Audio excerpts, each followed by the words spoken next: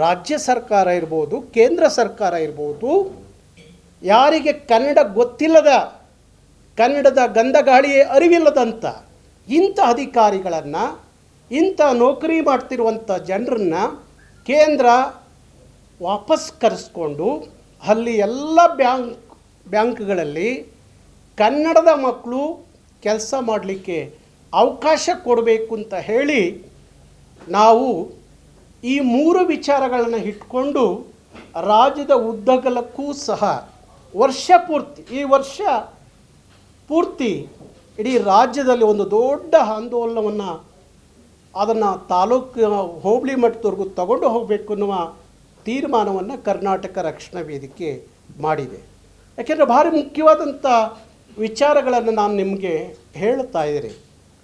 ಒಂದು ಭಾಷೆಯ ವಿಚಾರದಲ್ಲಿ, ಮತ್ತೊಂದು ಕರ್ನಾಟಕದ ಮಕ್ಕಳಿಗೆ ನೌಕರಿ ಸಿಗಬೇಕು ಅನ್ನುವ ವಿಚಾರದಲ್ಲಿ, ಮತ್ತೊಂದು ಕನ್ನಡಿಗರು ಇಲ್ಲಿ ವ್ಯಾಪಾರದ ಧರ್ಮವನ್ನು ಬೆಳೆಸ್ಕೊಂಡು ಹೋಗಬೇಕು ಅನ್ನೋದಾದರೆ ಇಲ್ಲಿರುವಂಥ ಎಲ್ಲ ಏಜೆನ್ಸಿಗಳು ಅಲ್ಲಿ ಕನ್ನಡಿಗರು ಪಾಲುದಾರರಾಗಬೇಕು ಅನ್ನೋದು ವಿಚಾರವನ್ನು ಇಟ್ಕೊಂಡು ಕರ್ನಾಟಕ, ಕನ್ನಡಿಗ, ಕನ್ನಡ ಅನ್ನೋ ವಿಚಾರ ಇಟ್ಕೊಂಡು ಇವತ್ತು ಕರ್ನಾಟಕ ರಕ್ಷಣಾ ವೇದಿಕೆ ಈ 3 ವಿಚಾರಗಳನ್ನ ಇಟ್ಕೊಂಡು ವರ್ಷ ಪೂರ್ತಿ ಈ ಹೋರಾಟವನ್ನು ತಗೊಂಡೋಗಬೇಕು ಅಂತ ಅಂದ್ಕೊಂಡಿದ್ದೀವಿ.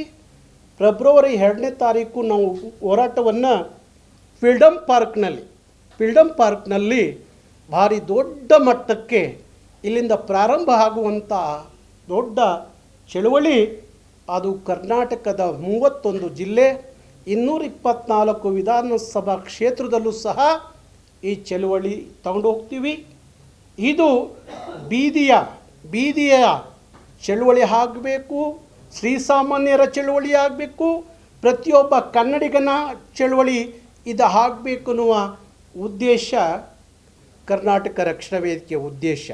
ಹಾಗಾಗಿ ಇಲ್ಲಿ ಕನ್ನಡದ ಭಾಷೆ, ಕರ್ನಾಟಕದ ಮಕ್ಕಳ ಭವಿಷ್ಯ, ಕರ್ನಾಟಕದ ಮಕ್ಕಳ ಉದ್ಯಮ ಮಾಡುವಂಥ ವಿಚಾರದಲ್ಲಿ ಉದ್ಯಮಶೀಲರಾಗಬೇಕು, ಉದ್ಯಮವಂತರಾಗಬೇಕು, ಉದ್ಯಮವನ್ನು ಕಟ್ಟಬೇಕು, ಉದ್ಯಮವನ್ನು ಬೆಳೆಸಬೇಕು, ಉದ್ಯಮಿಗಳಾಗಬೇಕು ಕನ್ನಡಿಗರು.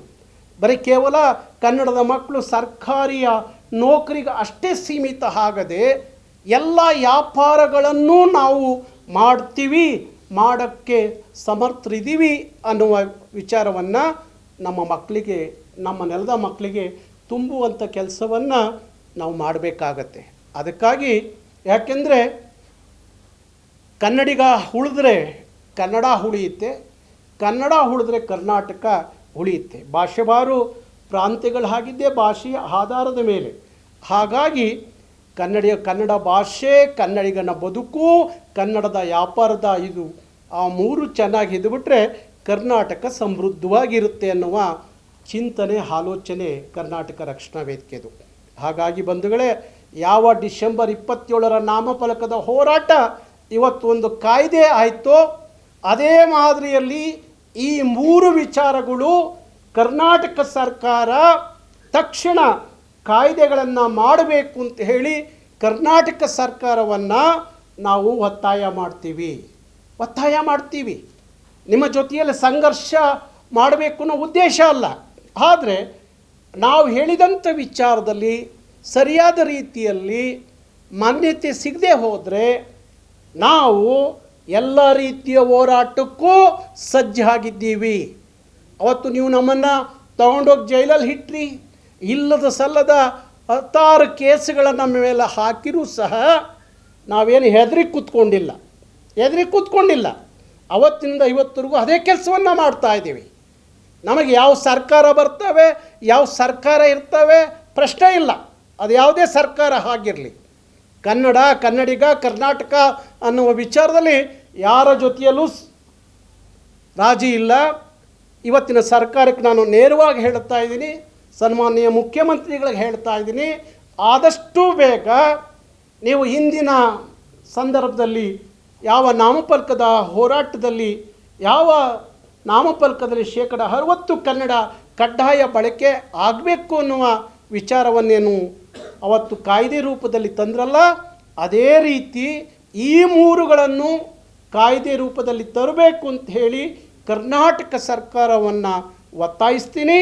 ಹಾಗೆ ಕರ್ನಾಟಕ ಸರ್ಕಾರ ಇದನ್ನು ಸರಿಯಾದ ರೀತಿಯಲ್ಲಿ ಗಮನಿಸಿ ಕಾಯ್ದೆಗಳು ಮಾಡದೇ ಹೋದರೆ ಇಡೀ ರಾಜ್ಯದಲ್ಲಿ ಲಕ್ಷಾಂತರ ಕರ್ನಾಟಕ ರಕ್ಷಣಾ ವೇದಿಕೆಯ ಜೊತೆಯಲ್ಲಿ ಈ ನಾಡಿನ ಯುವಕರು ಬೀದಿಗಿಳಿತಾರೆ.